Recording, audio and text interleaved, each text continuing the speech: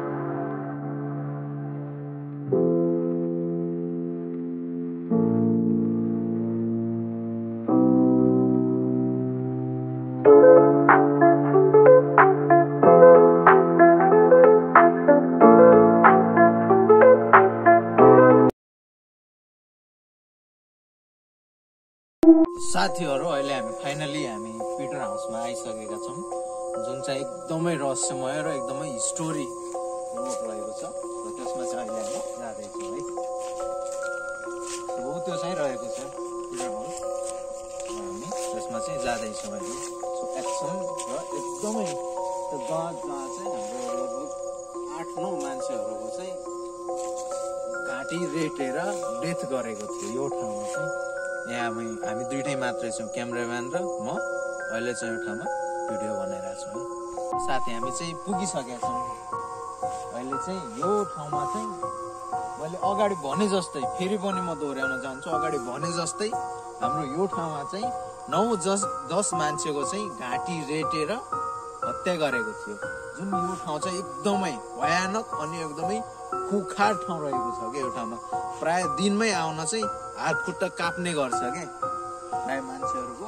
त्यो ठाउँ चाहिँ यो रहेको छ।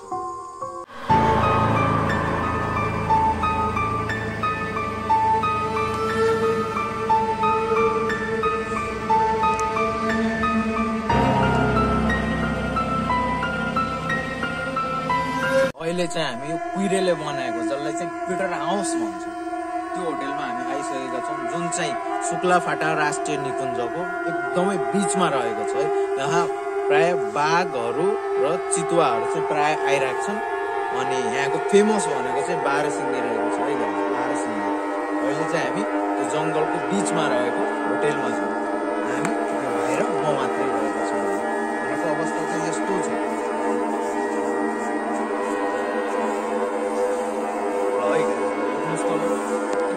डेन्जर ठाउँमा, यस्तो डेन्जर ठाउँमा चाहिँ भित्रबाट हामी